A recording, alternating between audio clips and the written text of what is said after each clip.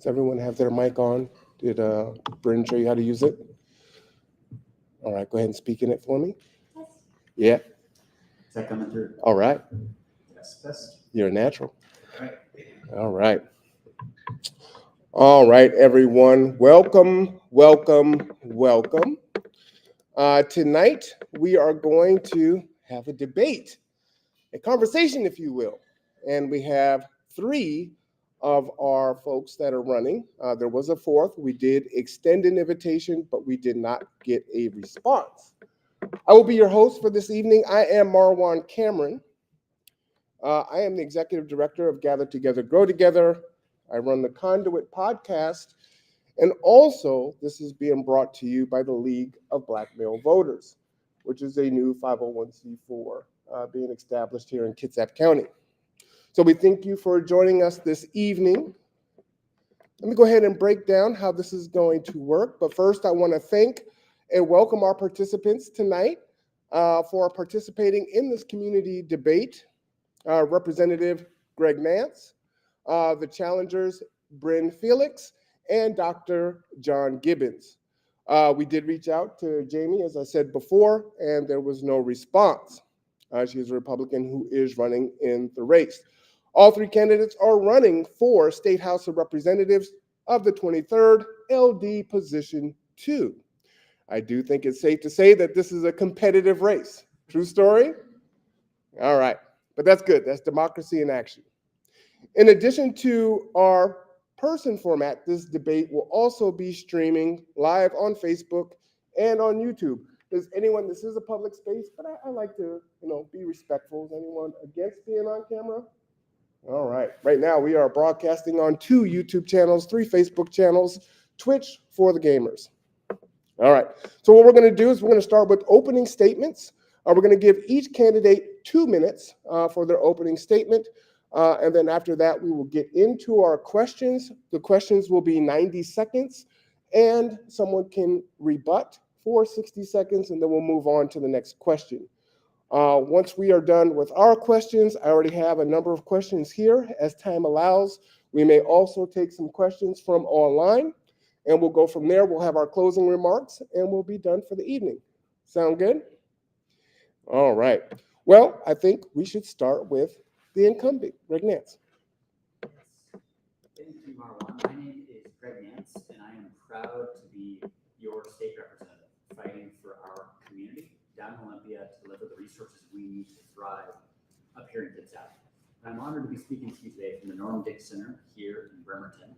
This is a very special place for me and my family. My mom was a longtime nursing home social worker who took care of elders right here in Bremerton at Bay Vista Commons and across the Kitsap Peninsula. So I'm honored to be carrying her tradition of service forward. And I'm honored to be delivering for our community. During today's discussion, I'm going to be sharing how we've had great teamwork in Olympia to deliver the resources we need to thrive right here in Bremerton and across Kitsap. Delivering the resources for our ferries, to fix our ferries, to fund fast ferry service to the city, to fund affordable childcare for working families to get back to work, to fund affordable housing right here in Bremerton so every neighbor has a place to live and to grow and to thrive. Funding for safe routes to school so our kids can get safely to education, so our teachers, our community members, our elders can get to where they need to be, and working on an affordability crisis that we face across the board, not just with housing, but with groceries, with gasoline, with healthcare, and fighting in partnership with Olympic College to rebuild our healthcare workforce. I'll be digging into each of those and sharing how we're working for you down in Olympia to deliver for Kitsap. My name is Greg Nance, and I'm honored to be in such a community that has this many folks out supporting on a beautiful, sunny day in July, and this many folks tuning in online because we care. I'm honored to be your representative. I'm honored to fight. Thank you. Thank you, Dr. John Gibbons. Good evening, and again, I'm very honored to be here tonight. My name is Dr. John Gibbons. I am the immediate past president of Washington State Dental Association. I am a children's dentist, practiced for over 35 years in Silverdale, and I'm a Kitsap native. I was born blocks from here when the old Harrison Hospital was actually here in Bremerton. downtown Bremerton. I have a lot of memories of here, but I don't want to go into those right now. I graduated from high school here, went to Olympic College on a wrestling scholarship, and then I came back to work here in my practice, and I was dismayed to find that there were too many children here in Kitsap County that were actually living in pain. I tried to adjust my schedule so that I could see as many children as possible, but after 2 or 3 years of working 6 days a week, that didn't work out. So I turned to Senator Walfus, and together we worked on a bill that actually increased access to care for children with disabilities. A bill that affects thousands of children a year here in Washington State has been used as a template in other states. So why am I running? I'm running because I think our healthcare system is broken. I think that we live in the richest nation in the country, and we have some of the poorest outcomes amongst developed countries as far as healthcare. And I think that needs to be fixed. I think everyone deserves to have quality, affordable healthcare. And I think the way to do that is to have somebody in the legislature who actually knows how the system works and can make some changes for us, like I've done in the past. We also have a problem with workforce shortage in healthcare. And I've been working with Olympic College so that with their leadership and also the leaders from the Squamish tribe, so we can maybe bring a integrated medical, dental, behavioral health care clinic at their Paulsville campus, a place where our next generation of workers will be trained and our most vulnerable will be able to be seen. Thank you. All right. Thank you for that. And Brynn, Felix. Thank you, everyone. And Marwan, thank you so much for hosting this debate.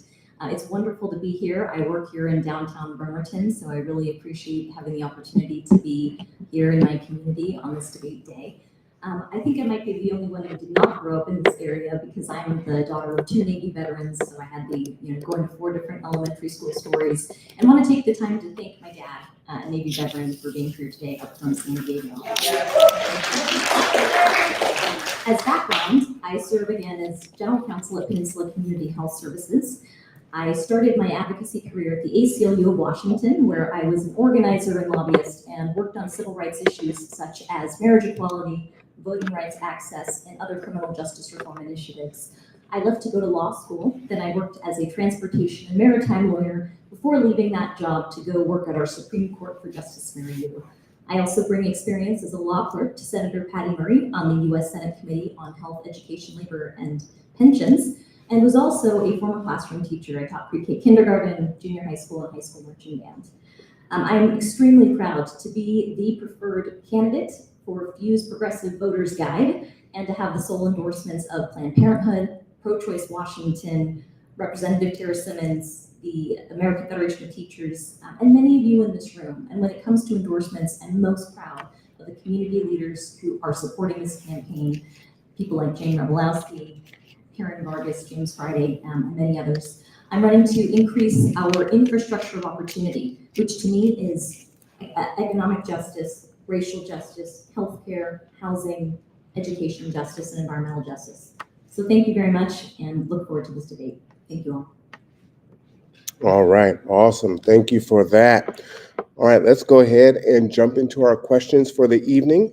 As I stated, each person will have 90 seconds with the 60-second rebuttal. Some of the questions that we will ask here this evening may seem similar to other debates, and I hope that many of these questions will seem new, questions you haven't been asked before. And so the first question, and we will actually go in order, so we'll start with Brynn and then Greg and then John.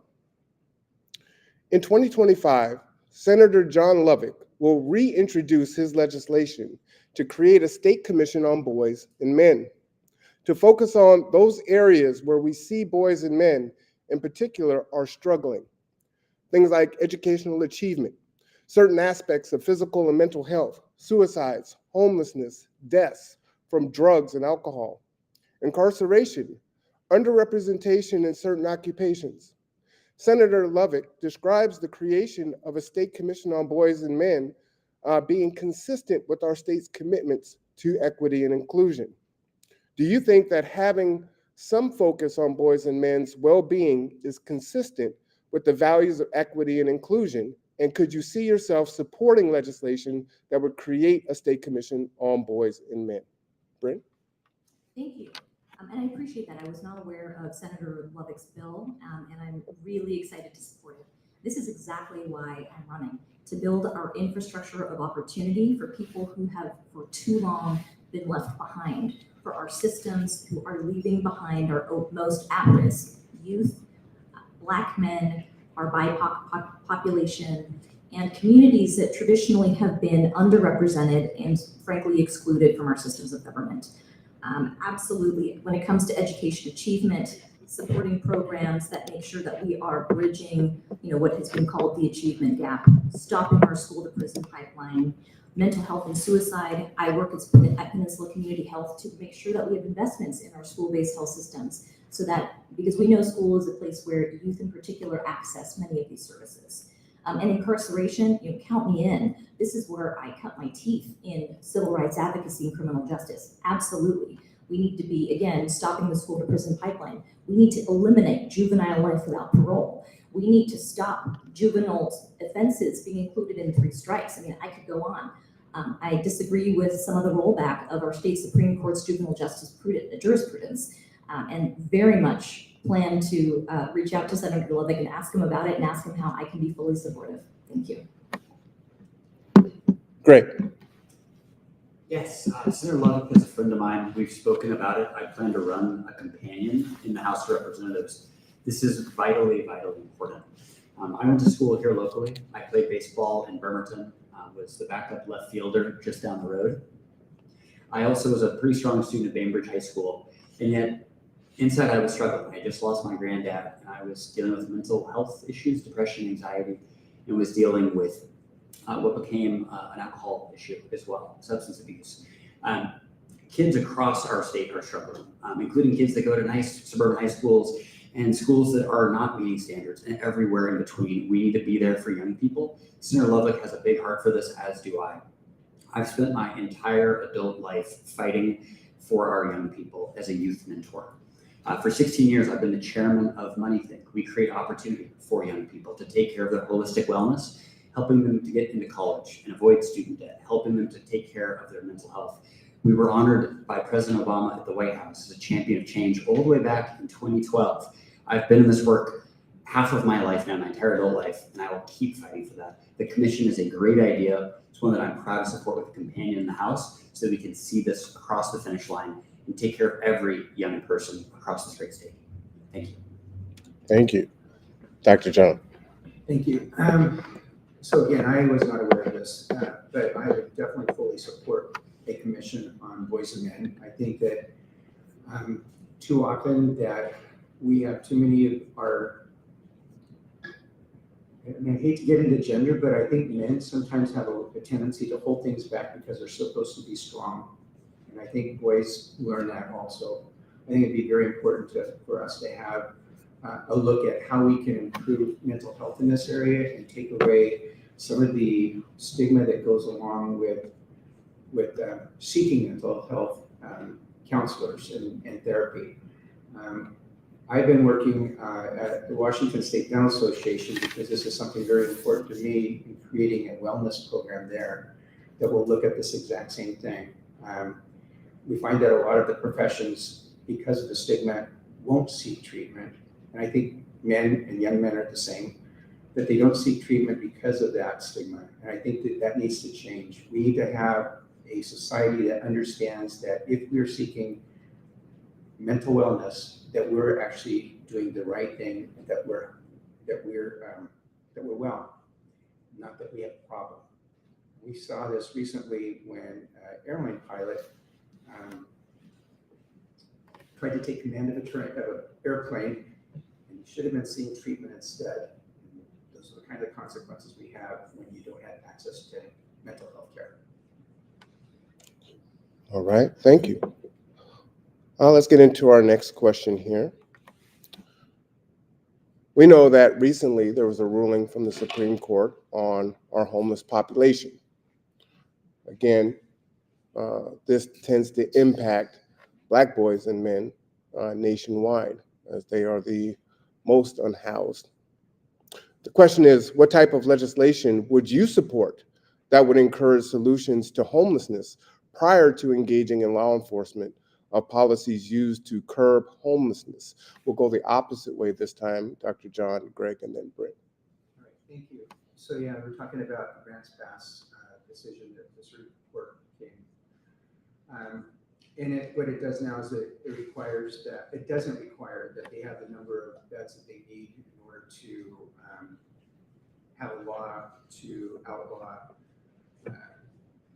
sleeping in public places. The thing is, we need to have a more compassionate approach to how we do, what we do with homeless. We have too many people that are unsheltered, and part of the problem is we just don't have the affordable housing that we need, and we need to work harder at finding solutions to bring that housing to that are unsheltered, can have emergency housing, temporary housing, that they can have a conduit so that they can eventually have their own ownership. These are things that need to be done. They're things that haven't been done. And I think that the other aspect of this is that people are on the streets, not just because there's an affordable housing, but also because there's usually some sort of behavior or substance issue that goes along with that. And we need to make sure that we have those wraparound services to handle those problems. If we don't do that, we're missing the boat, because we have to have all of it. Thank you. Yeah, Marlon, thank you. This is a deeply personal topic for many of us. My good friend from Little League Baseball is living on the streets of Japan because he has a heroin addiction, and despite our best efforts, he's unable to get well. We need compassionate policy that meets people where they're at. We need public policy that has a heart, and we need to shepherd taxpayer dollars responsibly. It's a balancing act. The legislature is finally waking up to a lot of the causes of homelessness. Fundamentally, housing is not affordable for too many of our families. Costs of everything are going up. Folks are being put out onto the street, and it's deeply unfair to many of our working families and those trying to make it right. The legislature is finally stepping up and waking up to this. I supported rent stabilization of 5% so that folks can stay in their homes. We know that's the best way to combat homelessness to begin with. We also know that some folks do fall down and need support. I support investments in the Pacific Shelter, which will open up in September in Port Orchard. I supported investment for the Mills Crossing right here in Bremerton, and a $127 million investment for the Housing Trust Fund, which is vitally important. I also sponsored legislation that makes it easier to build affordable housing. We know that's the solution. Government needs to get out of the way and actually make it easier to build. That's what my legislation will do. We've also got to take care of holistic mental health investments by expanding Kitsap Mental Health Services East Bremerton campus. There's a lot we can do to help those that are on our margins today, that really love on them, take care of them, help them get back on their feet. And that's exactly what I've been doing as your state representative. Thank you. Brynn? To add to what's already been said, particularly regarding the grants pass decision, I mean, that decision said it was not an Eighth Amendment violation. It is not cruel and unusual to ban homeless encampments, even absent shelter options. This completely undoes what our local jurisdictions understand. I've worked at our Supreme Court. I know our state constitution. As these decisions have been coming down, I've been thinking about how we can leverage federalism and states' rights to be able to combat some of these decisions that have been coming down. So I think the legislature needs to legislate the pre-existing rule and make sure that local governments cannot ban homelessness absent shelter. Again, our local jurisdictions already know how to implement this rule. We need to make sure that no local governments are criminalizing homelessness as a start. At PCHS, I am proud to have been part of building out our permanent supportive housing and building the medical respite down on 6th Street, which will help people who are experiencing homelessness have a place to recuperate for up to 30 days after they've left the hospital. We need to make sure that there are comprehensive wraparound services as people are getting back into housing, and make sure that these are community-driven solutions around housing. Government is not going to be building a housing, but I've advocated to the legislature for the resources to build out permanent supportive housing. We need to be employing housing first models. I commend Kitsap Mental Health Services and their Pendleton Place model. That is more that we need to replicate. And again, really leverage the power of government to bring those resources to our district.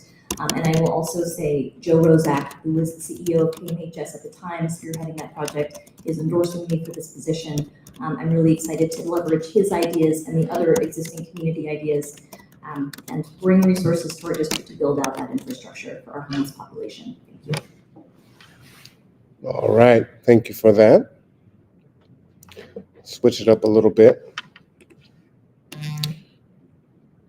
You have answered many questions on our ferry system in regards to transportation.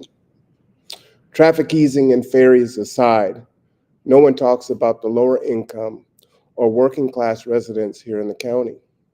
It is great we see businesses opening like Wendy's and Chipotle. However, there's no public transportation for these folks to get home from work, which requires them to use an Uber or a cab or G2 to get back and forth. That, coupled with the housing prices, is crippling, especially since many of these folks have to work multiple of these jobs. Can you please address what you are going to do to help our Kitsap County residents be able to work these jobs as these businesses open so that they can pay their rent and take care of themselves and their family? This time we'll go Greg, and then Dr. John, and then Brynn. Yes, thank you, Marlon. I'm a proud member of our House Transportation Committee, where I have the honor of advocating for our community and investments to help on public transit access.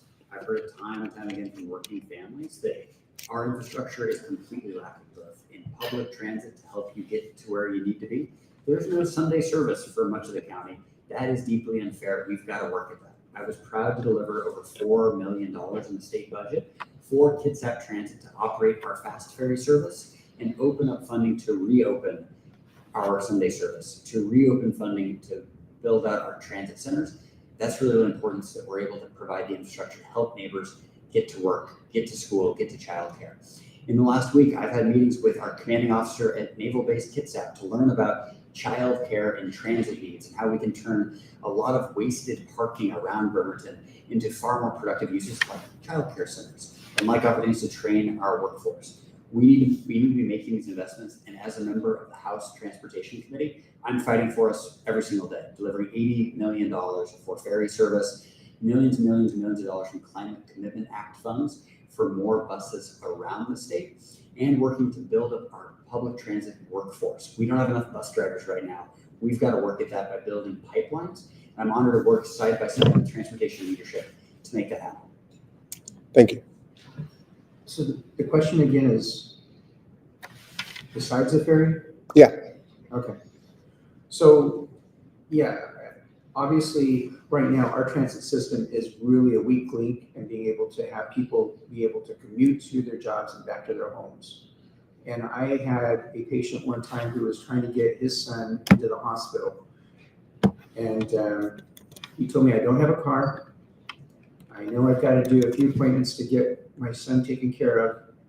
I'm going to have to get a note from you that this is necessary because I'm now on probation at my job. And I said, why are you on probation at your job? And he goes, well, I have to take the bus, and of course it's late every once in a while. And so then I get to work late, and then I get docked on that. So there are definitely people in our society, in our community, that is really highly affected by the lack of transportation that we have here, our transit system. So we just need to do more in that area. I'm excited about the new transit system center in Silverdale, and I think that this is going to open up opportunities to extend what we have right now. The other thing that we can do is also look at, as we build up our new housing opportunities and types of housing, it's good when we can build them in places where we have transit systems so that people can work and live in the same areas where they where they're at. Brynn? There's so much to say. I'd like to start by urging everyone to vote no on 2117, which would repeal the Climate Commitment Act, because those are transportation dollars that are going to renewable energy projects that are coming to our district. They helped fund the Silverdale Transfer Center and many other important projects that we have coming down the pipeline for our community. I was at Kitsap, I was on the board of Kitsap Community Resources when we conducted our community needs assessment, which validated everything you're saying, Marlon, about transportation being one of the most difficult, just being very difficult for people to access, even grocery stores and schools. I want to push back on the $80 million in delivering ferry service. This is something I've heard many times. I want to clarify that $73 million of those were cost overruns on prior projects. And in speaking with other members of the Transportation Committee, that $80 million was voted on by every single member of the legislature.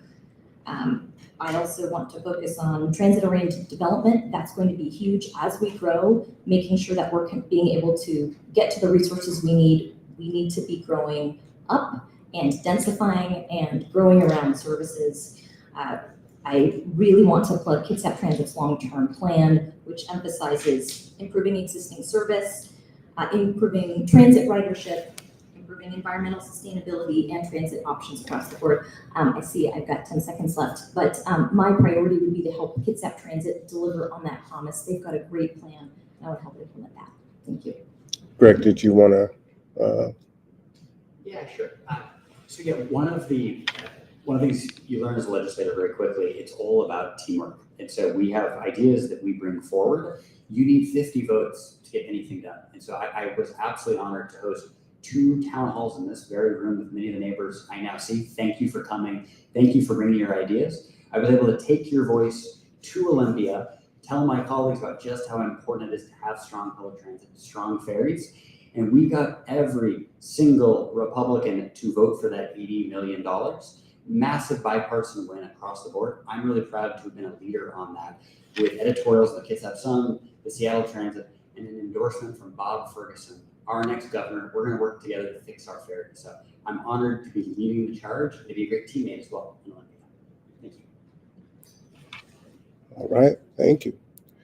Let's shift to homelessness and housing.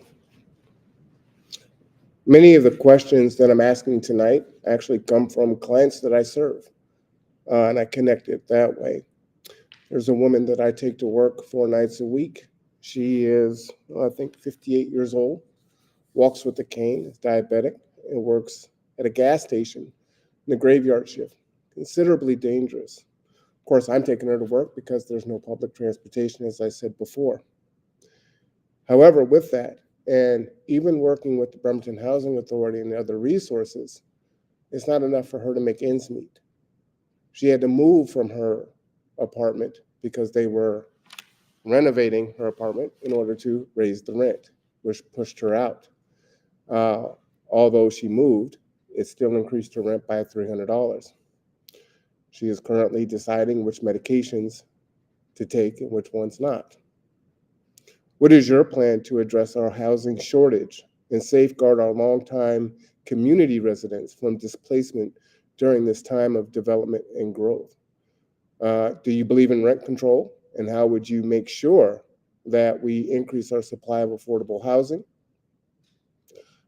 And what can you do as a state rep to help our unhoused population and reverse the homelessness, but also ensure that those that are in their cars, couch surfing, staying with friends and relatives that are close to being on the streets themselves don't fall into that? This time we will go Brynn. That was a multi-pronged question. So Yes. So the first question, do I believe in rent control? So we need to start by making sure that people don't get pushed out of housing. Part of solving our housing issue and our homelessness issue is preventing homelessness to begin with. I do not support rent control because I believe that it artificially lowers supply. However, I am a strong proponent of rent stabilization and support the bill that didn't end up being successful, capping at 5% rent increases. I was just at the Paulsbo Mobile Home Park talking with many of those residents, and if we had rent stabilization, this would have prevented the issue that they had to begin with.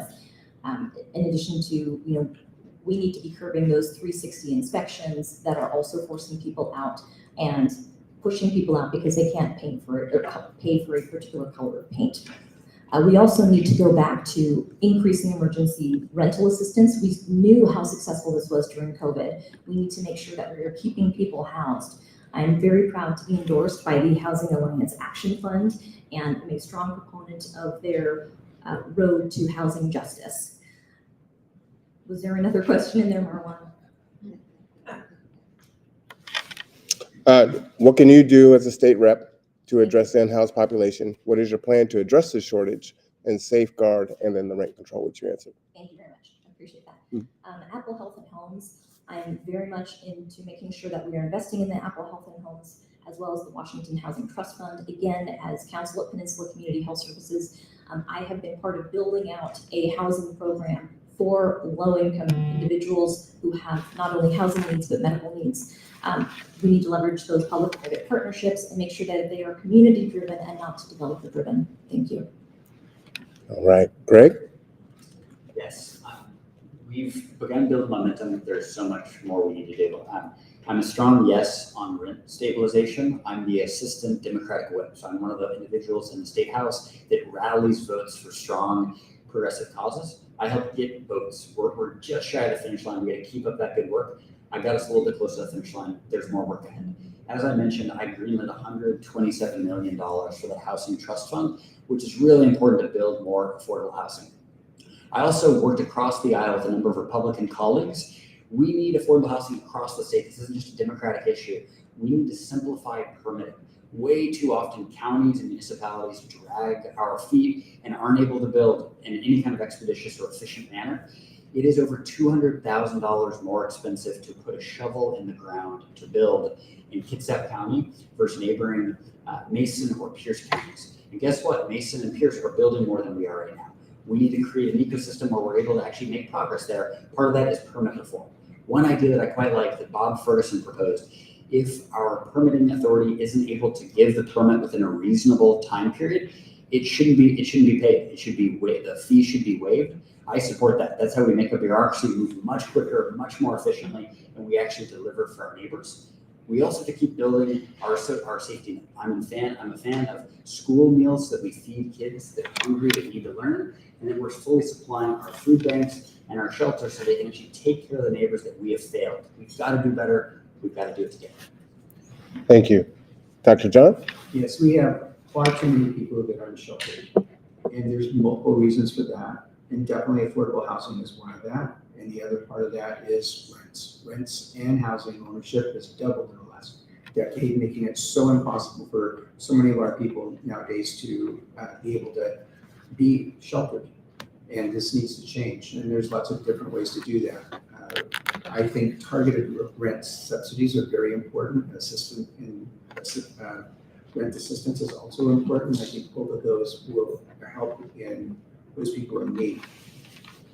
But the root of the problem, there's many of them. One of them is that we do not have, especially in Kitsap County, affordable land that's buildable. So what do we do about that? We need to create more affordable land. And you can do that. Sometimes they talk about lot splitting. So in cities where you have utilities already in place and the city approves it, then you can actually split the lots and start causing more density within those areas. Another thing to look at is ADUs, accessory dwelling units, like your mother-in-law cottages that you can put behind the houses, or sometimes they're attached to where you convert your garages in or your basement into additional housing. We need to do more to be able to get to the point where we have more land to use. The other part is also, I agree with the permitting problem. I understand that it's almost a year wait program process right now, and that needs to be sped up. And we also need to look at zoning and building codes that will help us expand what we're doing right now. Thank you, Doctor. All right, this is a two-part question. The first one, you can just answer affirmative or negative. How many of these panels that you have been on have they asked you about reparations for African Americans? Brynn? Do you mean during this? Mhm. candidate season? Yeah. 0. Greg? 0. Doctor? This is one of the reasons why the League of Black Male Voters is so important. Oftentimes, we are told a high tide rises all boats, but our interests are not addressed. When you look at reparations for the descendants of those that endured slavery, and we can go into all the different ways to combat, well, I didn't own any slaves. America wasn't formed. 1776, we just celebrated our Independence Day. Slavery persisted another 89 years after that. My question is one, do you believe in cash reparations for African Americans? Knowing that the country on both sides of the aisle kicked the can and kicked the can and kicked the can, waited for our folks to die off and said, well, there are no more people alive. So question one is, do you agree in reparations for descendants of slaves here in America? And number two, what are your ideas or plans to take back to your colleagues to get them on board also? And we will go the opposite way, Dr. John, then Greg, then Brynn. All right, thank you. Boy, this is to me, this is a difficult one. I've heard a lot of different sides to this, and I always feel like it's important to get good stakeholder input. So I think that in order to come up with a really good answer, it would be very important to sit down with community leaders and talk with them about what they feel is important and what they feel would be the right approach. I know in California they were looking at something like this, and they had certain rules about how far back they would go, and to make it so that in California that people wouldn't be able to just move in and get it because they were trying to address what would happen in California. So I would be open. I'd be open to that discussion, and I honestly do not have any answers as to actually how I would do that, because I feel like that's more appropriate to come up with those solutions after we've had a good discussion with stakeholders. Thank you. Greg? Yeah, thank you, Marwan. So I'd like to learn more about it, but on the face of it, no, I would not support reparations. I do support a holistic review of how we take care of our neighbors who've previously been underserved and underinvested. We know that's a problem. We know there's a really complex racial history to the United States, and we know that we've got to do better. My hunch is there are better, more effective ways for us to do exactly that, to bring people together. My real concern with it is it could be divisive, and it could get people, it won't deliver all the benefits that we're seeking, and it will raise the temperature in unhealthy ways, particularly given this moment in time. So I would like to see investment, perhaps baby bonds, where everyone born in America has an opportunity to actually accumulate savings for their first home or for their education before they're 18. So that everyone, even if you're not born into money, you have resources, you have assets that are accumulating. I'd like to see every student be able to graduate public schools just like I did, with a great education, and then get debt-free in college. I'm really lucky. I got to go to two of the best universities in the world, and with very little debt. That's very fortunate. Every child deserves that opportunity. Every child deserves great health care. Every child deserves an affordable place that's safe to call home. That's what I'd really like to see invested in. I don't know the best way to do that. It's a huge question. My hunch, though, is if we come together, we listen to one another, we come up with a solution that's targeted, that's helpful, and that lifts up every brother and sister across this great land. Thank you, Greg. Brynn? I don't have a hunch. I believe that we need to repair for the stolen labor of Black Americans. The legacy of slavery is baked into all of our institutions, all of our structures, all of our systems, from our child welfare system to our healthcare system to our education and housing system. Repairing to me means that we reverse the pernicious effects of the war on drugs, end mass incarceration, which disproportionately impacts Black men. Reparations to me means making sure that Black women are not dying at much higher rates in childbirth than white women. Reparations to me means closing the wealth gap, closing the home ownership gap, and taking proactive steps to make sure that Black families have access to down payments because they don't benefit from intergenerational wealth like white families do in this country. I would like to, and I would advocate as a legislator, to follow in the footsteps of what California is doing in terms of putting a task force together to look at what reparations would look like for Washington State. All right. Thank you. We can stay on the lens of social justice. We have 3 Democrats on stage tonight. Have any of you ever voted for someone other than Democrat in a primary or general election in the past? If so, why? And how do you reconcile that with your current status as a Democrat? Did I say who started first? I didn't. Dr. John? Okay. Oh my gosh. I am really trying to be honest. I'm looking back through this. There's been times where I've known somebody personally that I thought was good and may have been a different race party, but I can't think of anybody specifically. I voted right here in this area. I must admit that when I was in dental school and to my years of education, I was not registered probably to vote at all. So I cannot think of anybody I have. Great. Yes, I am a proud Democrat. And I also like to look at who I think is the best person for a job. And so at a number of times I have voted for Republicans who I thought brought really good ideas and fresh perspective.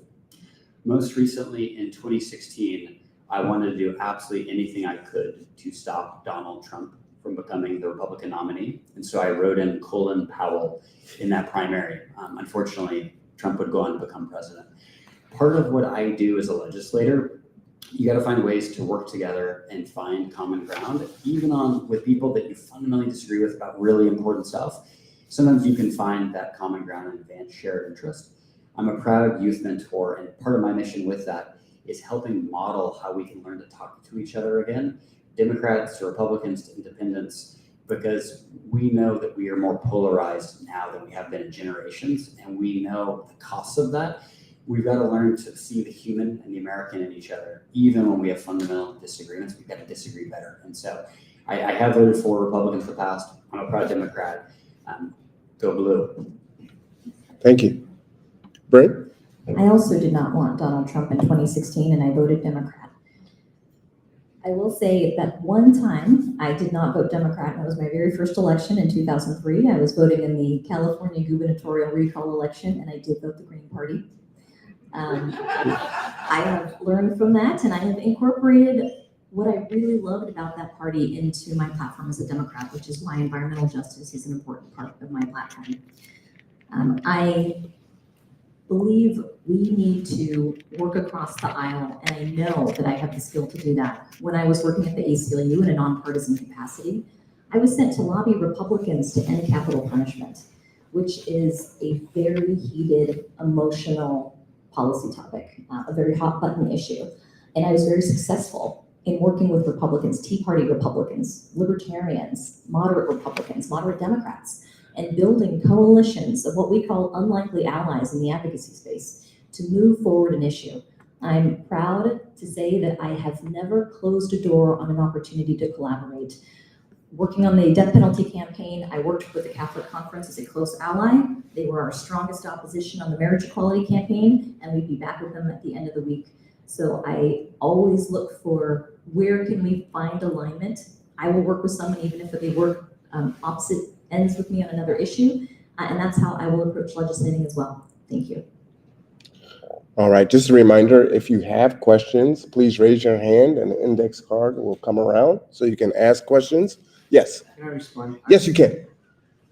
I remember I voted for Patty Lynn when she was a county commissioner, when she was a Republican, and then again when she was a independent for Bremerton. But at that time, she left the Republican Party, so I never know.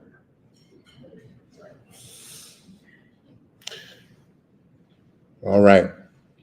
And for those watching online, thank you for tuning in to tonight's debate. And you as well can type your questions in the chat. We will take questions from the audience first, and then if time allows, we will take audience questions from you online. All right. So for our next question, we will go Brynn, Greg, and then John. You've maybe heard the phrase or the term, I would like to be out of a job, right? Transportation should be so great, my company doesn't have to exist. Suppose you win. What constituencies are you most loyal to? How many separate groups of your constituents would need to tell you not to run again and you announce that you're not running for re-election because you are not carrying the water for the people? What I'm saying is folks get elected and they tend to want to stay elected, right? Regardless of how well they're doing. And so if your constituents came to you and said, hey, it's time for you to step down and let someone else go, what constituents would you listen to? Who are you most loyal to that could get you to do that? I'm running in this race to be courageous as a lawmaker, to do justice, to do what's right, and to represent those communities that have been left too far behind for too long. It's hard to say that community because communities are multifaceted and diverse and beautiful. So when you say a constituency that I'm most loyal to, if you are my constituent, then I am representing you, and I am loyal to you. I am not loyal to moneyed interests. I'm loyal to hardworking people who are trying to feed their families, send their kids to great schools, have thriving opportunities in the workforce, young people, working families. I'm a working mom. A lot of times I don't feel seen as a working mom when we're talking about things like childcare access and the work I do as the safety net for our healthcare community. I don't know if I'm answering the question correctly, but being community driven is the greatest part of representing the 23rd Legislative District. Attending NAACP meetings where I'm an active member, attending meetings of young people who are not going to party meetings. It is our blended community that I'm excited to represent. And really, again, it's all about elevating the voices that are not traditionally heard and the leadership that is existing in our communities. All right, thank you. Greg? Yeah, we begin a lot of our meetings, both in the 23rd Democrats and across the site now, with a land acknowledgement to acknowledge the land that we gather on, the land we're discussing. So for me, the short answer to your question is the moment our tribes ask for a different representative down in Olympia, specifically the Suquamish tribe and the Port Campbell S'Klallam, I would gladly, anyone that earns that endorsement, I would look to. I'm proud to be on this stage out of the 4 tribes who've weighed in, the Suquamish, the Port Campbell S'Klallam, the Tulalip tribes, and the Jamestown S'Klallam, have all given me their sole endorsement and support. Because not only did I grow up on ancestral Suquamish lands, I've been a fighter alongside the Suquamish to keep Puget Sound clean, to take care of young people, to expand economic opportunities, and I always will. And the moment the tribes say, hey, we'd like a different representative, I will heed that call. For me, it's about shepherding that torch the way that our ancestors have since time immemorial, and to do that until it's our turn to pass that torch to the next. Thank you. Dr. John? Yes, so from what I've learned, that there's like 108,000 people that are able to vote in our district. And when you become a representative, you represent all of those people, not just one segment of those people. And I think that that's what our democracy is about, is to make sure that us as representatives are voted into our position by a majority. So I don't know if there's a segment in there that I would have me not run. I actually, as a children's dentist, feel like the people that I'm going to be representing the most are those that don't have a voice. the children that deserve to have better health care that at this time are lacking it, and their parents who understand this also. So I guess in my field, if it was somebody came to me from Children's Advocate and said, you are not representing us, I think maybe I would take a look at that. Yeah. Thank you. And that was one of my questions, and probably not the most articulate way to frame that. And I wanted to kind of stay away from kind of the ageism that is going on currently, but that's kind of part and parcel. And it's not just age, but capacity being able to do that. So I felt like you answered the question. Thank you. All right. Again, please go ahead and type your questions in the chat for those that are watching online. We're going to go to some in-house questions here.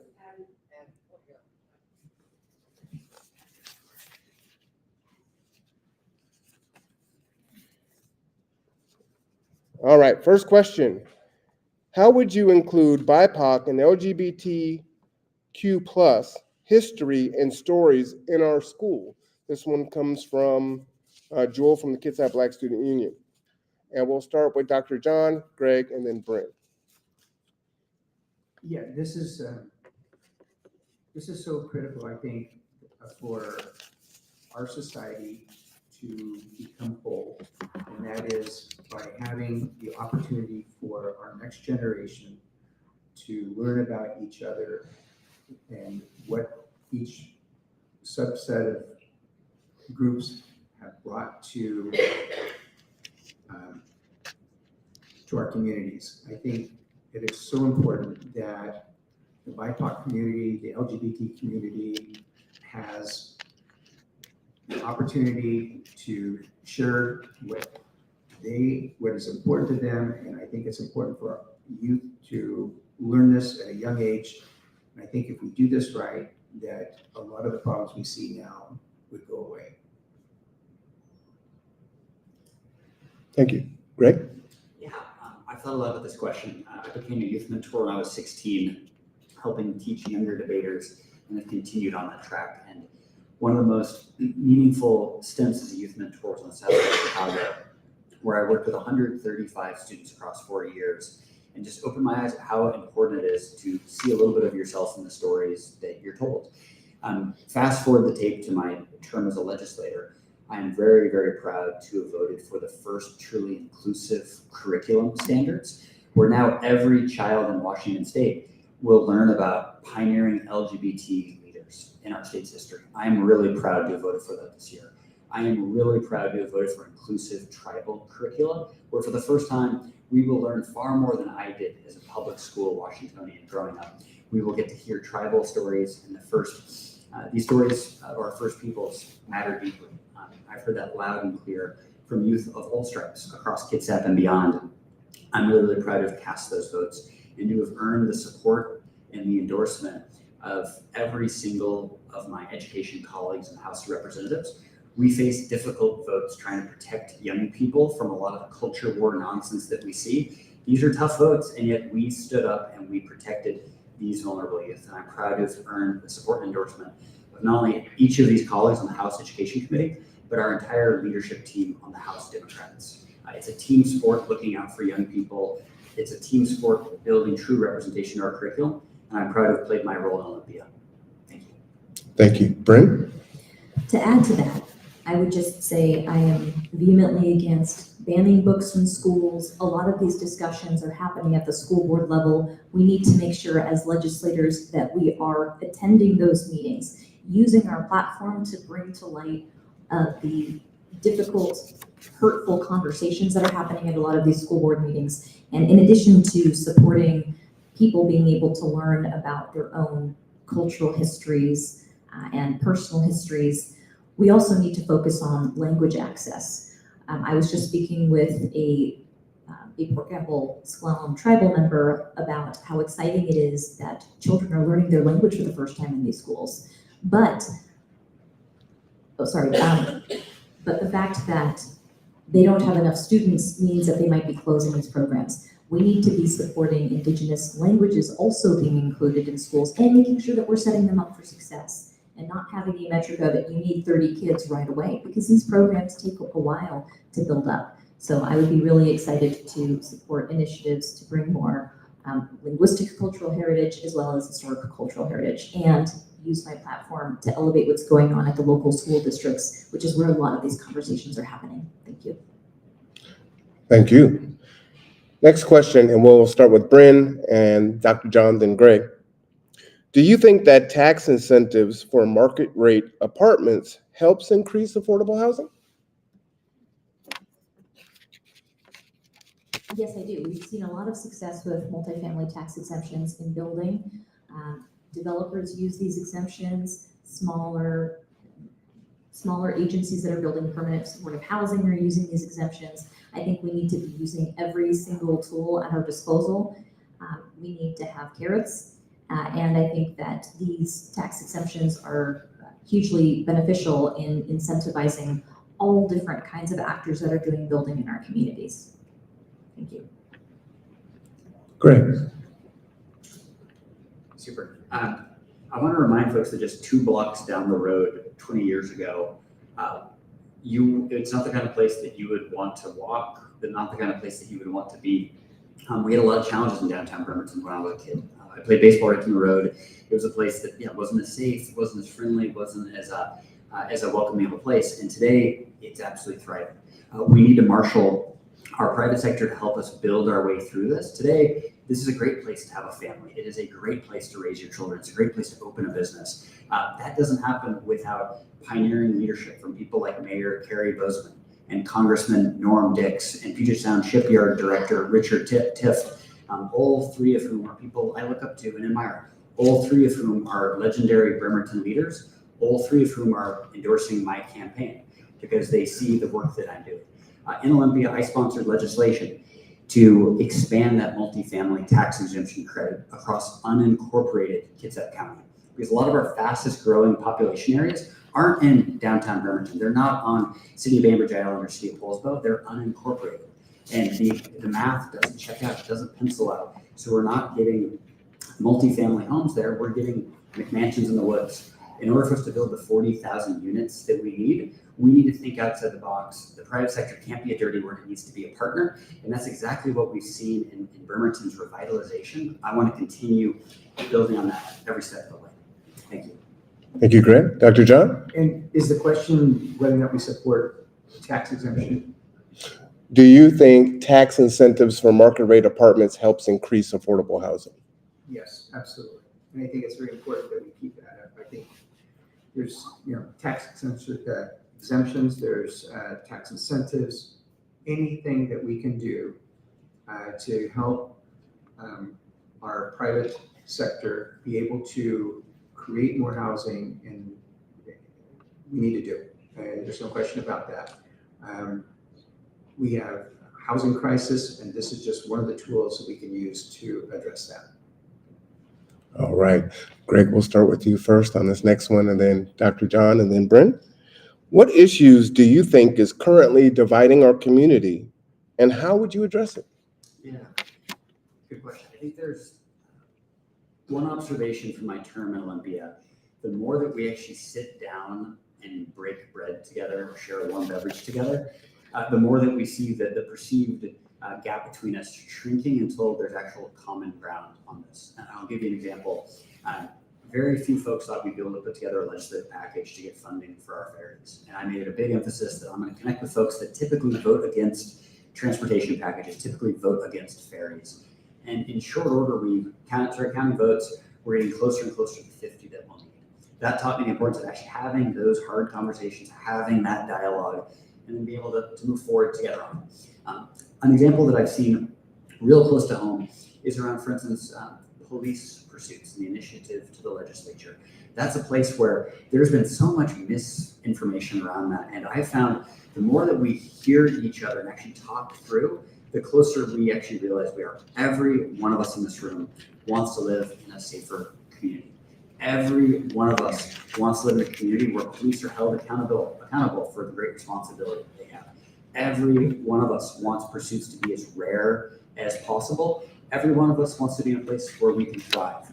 And when we really listen to each other and we connect with both victims of crime and victims that have lost their lives in the pursuit, we realize, hey, we have a lot more common ground than we realize. We really need to work at this legislation so that we can get it right and we can hold police accountable while creating public safety in our community. And that's exactly my approach as a legislator: bring people together, find that common ground, and create policy where all of us can move forward together. Thank you. Brynn? My answer to what is dividing our community is where we should be investing the limited amount of resources that we have in the legislature. In talking with people who are living check to check, who don't have enough food for their families, who can't go to the food bank often enough to feed everyone, are pretty frustrated when they hear that ferry funding is a top priority, because they feel like they are not being seen. And I don't blame them, which is why my top funding priorities are in the education and healthcare space. But since Representative Nance brought up police pursuits and having them as rare as possible, I would have been a strong no vote on the police pursuit bill, having talked with law enforcement who said changing the standard from probable cause to reasonable suspicion is not going to change how they're doing their policing. So I did not hear law enforcement clamoring to roll that back. And also hearing communities of color recognizing, pardon me, the racial disproportionality that we still see in policing. To keep it as rare as possible, we want a higher standard, because lowering the standard means that we are allowing more frequent police chases. So I do think that has been very divisive, and whether we are going to have a representative that follows exactly the political approach that leadership takes, or taking a representative who's going to listen to our community and vote accordingly, there's no question that I would have voted no in response to this division in our community. Thank you. All right, thank you. All right, let's go Brynn and then Dr. John. Oh, you want to jump in? Make sure to respond to that. Yep. Is that okay? Yeah. All right, good. So, yeah, I think it's a good question about what divides us. And I think that I would agree that there is, if you have good conversations, that we find that there's less that divides us than we think there is. So I think there are some issues, though, that are going on right now in our legislative district, and one of those was the parental rights initiative. As a parent of 5 children, I definitely believe that parents have the right to know what's going on at the school, the curriculum, etc. But also, as a father that lost a child to mental illness, I feel like the bill went too far, and that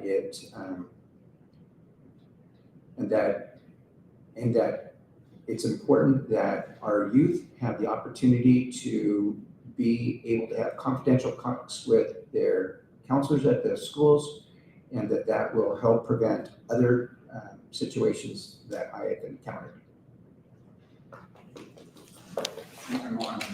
Yes. Yeah, I appreciate the advantage of both colleagues up here.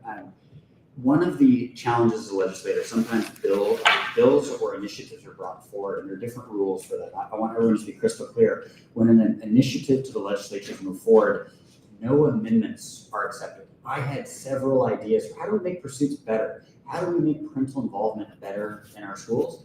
Unfortunately, due to our Washington State Constitution, no amendments are allowed.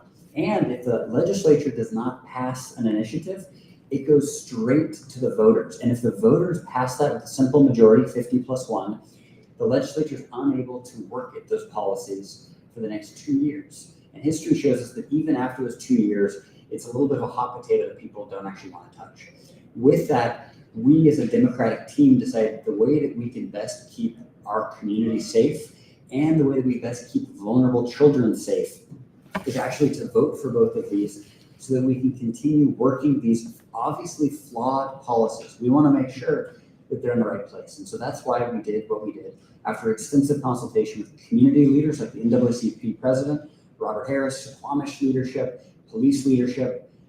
After extensive conversations, including with House counsel and attorneys, we decided this was the best way for us to protect our community. Thank you. Brynn, you want to respond? Yes, thank you. I would have been a strong no vote on the parental rights bill. I understood the strategy very well.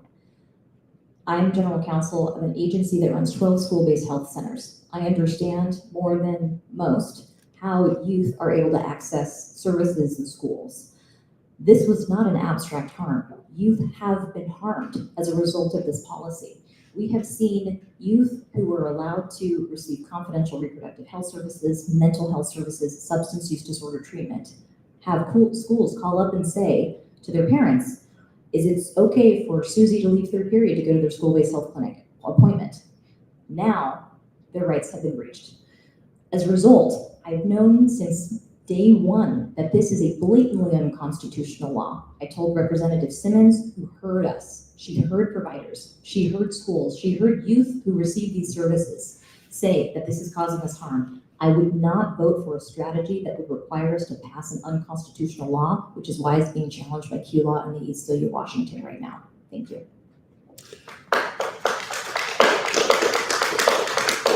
Before I go to our next question, I want to circle back to something that you said, Greg. You said that amendments, it's an all or nothing game. So I would ask the panel here, do you agree with that? Or do you intend on going to Olympia to rectify that so that amendments can be put in? Brynn, you're quick on the mic, go ahead. Sure, I have absolutely been thinking about how to mitigate the harm of this initiative. Again, in talking with school administrators and school providers and youth who receive these services, it's clear that the schools need to have a duty not to disclose. We need a duty not to disclose the pronouns that youth are using in schools because sometimes that's the only place where they feel safe. When it comes to access to healthcare services, there needs to be a duty not to disclose. Once you reach a school-based health center, you're protected by HIPAA. There's no way to even acknowledge whether someone's a patient or not. Schools have no duty to disclose. They're not HIPAA-covered entities. So that is one way in which I've been thinking about how we can mitigate the harm of this law. Regardless, I mean, there's an injunction right now. That piece of it will not be moving forward. But it is something that kids continue to get access to services in schools. There are some places where a school will need political cover, essentially, and protection, liability to make sure that they are not contacting parents where youth do have the right to consent to their own healthcare services. And I want all of you to respond, but my question actually was about the amendment process, right? Right now, what Greg was saying is you can't amend, so it's all or nothing, right? So is that a broken system? Does that need to be changed? Is it working? Is that something that you're going to go to Olympia, should you be elected, to fix? You can answer, rebut, Brynn, and then I'll give another round to answer that specifically. And I want to commend my colleague. That was a thoughtful answer, and that's exactly why I voted for it. Because our system is how it is, if we all voted no, we can't bring those good ideas forward for 2+ years to protect kids. So our Democratic leadership team made a simple calculation that the best way to protect kids is actually move this forward so that we can bring amendments. Because if we vote no, there are no amendments by Constitution. I would like to see that change. We don't have the votes. You need a majority for us to pass legislation. You need a supermajority for us to vote to amend the Constitution. We're nowhere close to that. And so part of being a legislator, you have to acknowledge political realities. 80% of our neighbors across Washington would have voted to pass parental bill of rights, as it's known, and they would have voted, and roughly 80% would have voted to pass police pursuits. So the legislature, sometimes you have to look at the data, you have to figure out what's the best strategy to protect our neighbors, to protect vulnerable youth, to protect victims of crime, and it doesn't feel good voting yes or no either way. There's complications to this, and that's one of the challenges of being a legislator. It's a yes or no, and we know that it's a flawed policy. To do it the best way possible, we knew we needed to pass it, and that's why we did it. Thank you. Dr. John? I think the question was about whether or not what Greg is saying is the way I understand it also, and it is, that when these initiatives are put forward, there's a couple different choices for the legislators to take a look at. One is they can pass it as is, They can make a substitute and put them both forward to the public, or they can go not do anything and go straight to the public. And each of them has a different consequence. And one of the consequences of the being passed right away is that you have the opportunity at the next session to adjust it or change it. When the consequences of making it go to the people and it gets passed there, then you have hands off for the next 2 years. And to answer the other question, yes, that's probably flawed. I think that you would have to work very hard, though, to make an amendment, like a supermajority is what's required to do that, that would adjust that so that in the future, these initiatives would, we would be able to do it differently than we did this time. But I think the important part here is for us to point the finger at the people who put these initiatives forward, those people who crafted language in such a way that it made it very difficult to do the right thing. I think right now we should be feeling like we need to make sure we defeat the Republicans that are out there trying to do us harm. Thank you, Dr. John. Brynn? So to the original question, yes, I would support the legislature having the power to amend a citizen initiative to the legislature. Again, that is not a political reality at this time. We don't have the votes to push that kind of amendment forward. But I will add that 80% of Washington might have agreed with police pursuits and parental rights. But frankly, I don't care what Eastern Washington thinks about those things. I'm focused on what my district is saying. And there are ways to protect youth without having to amend the Parental Bill of Rights. There are other areas in our RCW that govern youth rights to care and to consent to their own health care. We don't have to touch the Parental Bill of Rights in order to protect those existing rights that exist and to bolster those. Thank you. Thank you to the panel for your indulgence and the audience.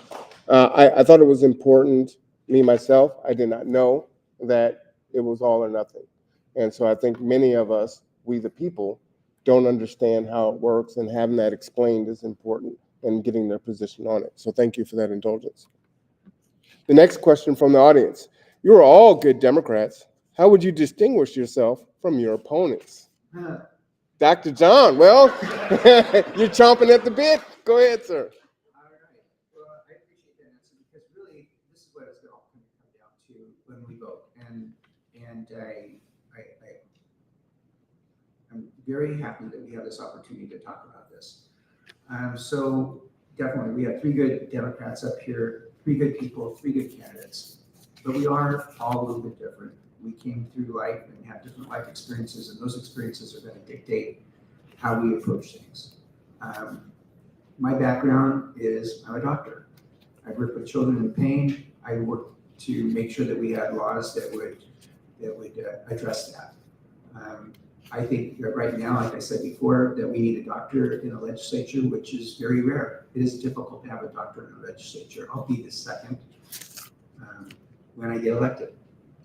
And that's very important for this, for Washington State to have somebody who can actually look at health reform that has worked with insurance, with Medicaid, and be able to make those pinpoint legislation that will actually really impact healthcare here in Washington State.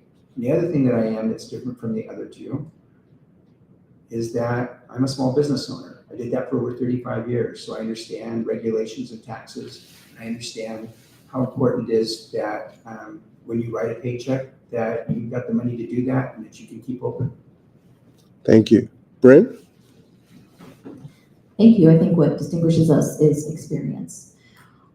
I've heard Representative Nance last year say we don't need another lawyer in the legislature, and with all due respect, he's done a great job of founding nonprofits, but his primary job was working as an executive recruiter. I think I bring more relevant experience, having worked again at the ACLU as a lobbyist, as an organizer, a mobilizer of people, helping people tell their stories in Olympia. I also am the only person who has been a classroom teacher. I'm the only one who is the mother of 2 young children, and I think that is particularly relevant when we're talking about childcare and funding our public schools. I also will say that Well, Dr. Gibbons and I both had experience working in Olympia before the session, but Representative Nance did not work in Olympia before this session. So that is a distinguishing characteristic. And I believe that I'm a progressive in this race. And again, the Progressive Voters Guide has chosen me as a preferred candidate, and I think that that stands significant. Thank you. Thank you. Great. Yeah, I framed it this way. I think I'm the Democrat who delivers. Lip service is easy. It's a lot harder to get to Olympia and get 50 votes for our priorities and to bring it home. And across the board, I have brought it home. There's a reason why I was named Freshman Legislator of the Year by Children's Campaign Fund. I bring people together. We take on really, really big priorities and we make them happen. On the ferries, I'm really proud of the 7 Fix Our Ferries town halls that I hosted. I'm the most accessible legislator across the entire state. 9 town halls I helped to host, hundreds and hundreds of coffees, hundreds of office visits. I outwork. I'm going to work and listen and learn and then deliver. It's on ferries. It's on our healthcare workforce. We put together a huge package to build a Suquamish Health Center, $4.5 million investment to help with healthcare access. That is a big deal that we've been trying to do for a long time. We got it done. I was honored to sponsor that and work with Senator Hansen to get it over the line. I'm really honored to have sponsored Working Connections Childcare. It's one thing to talk about childcare. It's another thing to deliver with 1,200 more families able to get childcare right here in Kitsap, tens of thousands across the state. That's a big deal. I'm honored to deliver on that, and I'm honored to be recognized by colleagues. Olympia is about relationships. I may not have had much experience when I went to Olympia. That's true. I was sworn on September 18th. Already, 46 Democratic state representatives are endorsing me. Only 2 other representatives are endorsing anyone else on the stage. 46 are endorsing me. I bring people together and I deliver, simply put. Brynn? I'd just like to rebut on the child care piece. Because Sure. when Representative Nance, he's prime sponsored a bill that was unanimously passed that clarified eligibility for this working child care program that he's talking about. He has said that he is increased access to child care. That bill, if you look at it, it removed old dates from the RCW. It rearranged where provisions were within the statute. It had no substantive change to the law. It had a $0 fiscal note. It had no new appropriations to child care. So as someone who has struggled with child care, I am frustrated to hear that it has expanded access when it has clarified eligibility. And if you go back and if you watch those committee hearings, you'll hear Republicans say, wait, I'm confused. I'm hearing it increases access to child care, or is it a cleanup bill?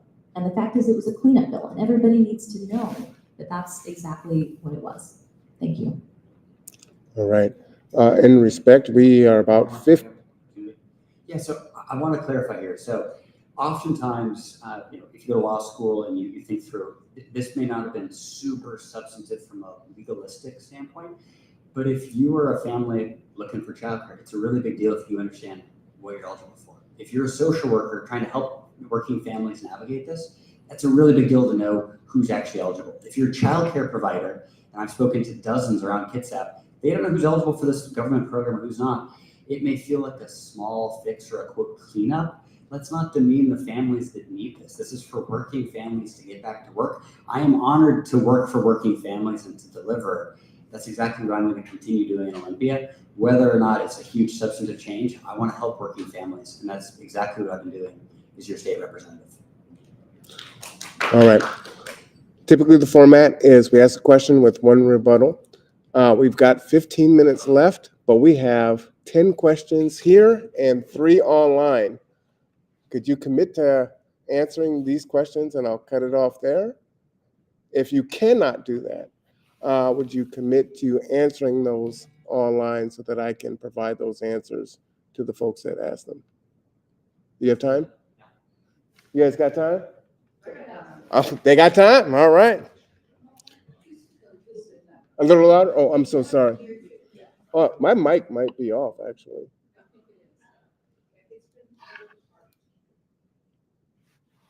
Hello. My mic has been off all night long. Apologies. Wow. All right. You guys don't want to hear me anyway. All right. What is your top 2 goals to complete in your first session? I think this is a great random follow-up from my mixing here. We'll start with you, Dr. All right, so I have a couple bills right away that I think will be very helpful. One of them is related to medical loss ratio. Medical loss ratio was something that came about in the Affordable Care Act, in which patients were supposed to receive, for every premium dollar that they put into their insurance, 85% back in patient care, and 15% of it was supposed to go to the insurance company's profits. And that could be used any way the insurance company wanted to, their executive staff, it is their profit. In dentistry, we found that it was not included in the Affordable Care Act. It was only 3% of total health care, and therefore it was left out. When we looked at the Office of Insurance Commissioner, they have information there that shows that there are dental insurances in our state that are selling insurance at 50% medical loss ratio, meaning that only 50% of each premium dollar is going to patient care. There's also some that are selling it as low as 28%. That means they're making a lot of profit and you're not getting that much for your care. So a simple bill, I already got written up, it's going to say that they need to bring dental insurance coverage up to the same level as medical insurance, which would be around 80%. That's just one of them, but I have a whole bunch of those in my pocket ready to go right away that are actual real bills that have never been enacted before, and you can really start changing our healthcare here in Washington State. Thank you, Dr. John. Greg? Yes, I'm going to give you a top three and I'll try to go quick here. The first one's our healthcare workforce. We've gone the wrong direction. When I was a kid here, you could easily get an appointment. That's not the case for way too many of us. I've already started building a healthcare pathways program at Olympic College, Polsbo, with the help of Marty Cavalucci, our president, and then Dr. Nye. We've already begun that process. We need to triple down. Last week, I had lunch with our OC president and Lieutenant Governor Denny Heck. We're going to put together a $60 million package to substantially expand and build that out. Also roping in Squamish Health Center, which can be a real pioneer. Our tribe can work much faster than the state on a lot of this. We do enlist that. I am the tribal endorsed candidate. I'm also the first responder and firefighter endorsed candidate. We've already shown what we can do together. Second is around child care access. I know that child care access is a big deal. We need to expand that. I've met with our shipyard superintendent, with our naval base commanding officer. We want to get more child care all across the peninsula, converting some of our Albertson and Safeway's abandoned shop in Polsbo or the Silverdale Mall into more facilities, and then provide subsidies to actually get more folks into the child care workforce. I'm also the Maritime Caucus Vice Chair in the legislature. So I get to have the ferry workforce portfolio. I want to recruit hundreds and hundreds of new ferry workers from high school shop classes in the United States Navy to help us really fix the staffing crisis that we continue to face at WSF. Thank you. Brynn? Was it 2 or 3 priorities? 2. Okay. I'll start with funding confidential services for youth. So previously, the Department of Health had a program called Take Charge, which allowed youth who are seeking reproductive health services to receive those services by having providers bill those confidential services directly to the Department of Health. We can create, and we must create, the same kind of thing for youth who are seeking access to confidential services. It will encourage more providers to participate in providing mental health and substance use disorder treatment to our youth in our schools. Second, I would like to fully end non-competes for healthcare workers and all non-competes across the board. So many of you have followed the FTC, which has done rulemaking around this, but it does not impact all nonprofits or franchisees. We need to make sure we are not driving out healthcare providers from our community just because they want to change jobs. It's bad for employees, it's bad for patients. So those are 2 of my, among my list. Thank you. Thank you. All right. HB 2128, to create a task force to investigate modernizing the state's certificate of need requirements, did not pass last session. It was blocked in the Senate because funding for the study was in the governor's budget. What do you know about CON? How do you feel about the bill versus the governor's study? And why is the CON good or bad? Does it need to be modernized or eliminated?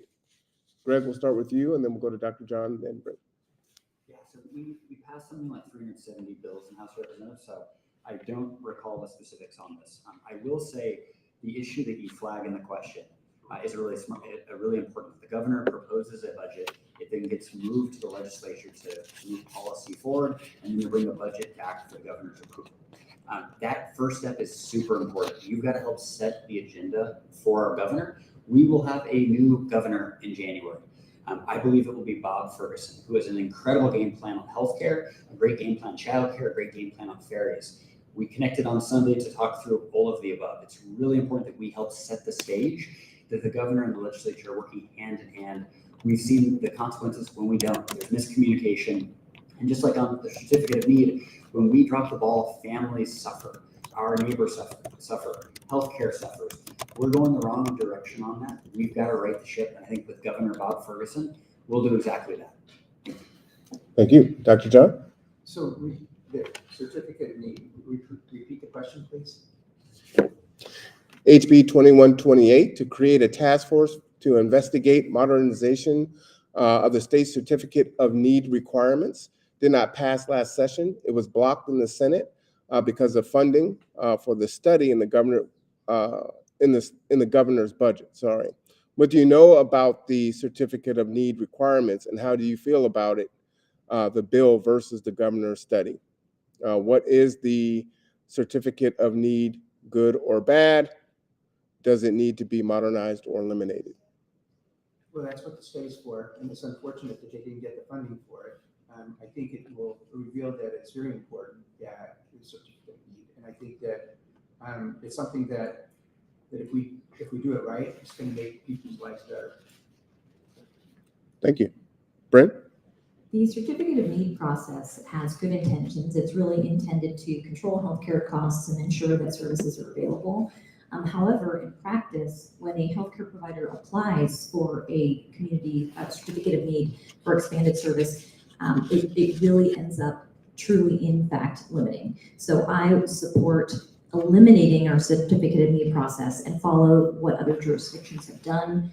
And it has been, data has proven that once those have been eliminated, a lot of the bottlenecks around access to services is also eliminated. So yes, I support eliminating our certificate of need process. Thank you. All right. Brynn, we're going to start with you this time, and then we'll go to Dr. John and then Greg. Do you believe that the state, is this off again? Yes. I caught myself that time. Do you believe that the state has done its job to fully fund public education post-McCleary? Why or why not? If not, what would be your plan to change this? Thank you. As a former teacher and with children who are about to enter into our public schools, I think it is shameful how we have continued to underfund schools. And in fact, if you look at the percentage of the general fund that goes to education, that percentage has been going lower and lower and lower since the McCleary case. So no, I do not believe that the state has done its paramount duty to fully fund education. We have seen special education get left behind. I have talked to so many parents with kids on IEPs who feel completely unsupported. That money it did not go to our full education workforce. It left out para-educators who serve children with disabilities, who serve our multilingual kids, who serve kids who are at risk of falling through the cracks in our public school systems. It also did not fund the salaries of custodians or bus drivers or any of our classified workforce. So there's a lot more to do to beef out public education funding. I mean, starting with funding MSOC, revisiting formulas around regionalization. There's a ton to do, starting with having Democrats who are willing to say we're not fulfilling our duty and prioritizing investments in public education. Thank you. Thank you. Dr. John? Yes.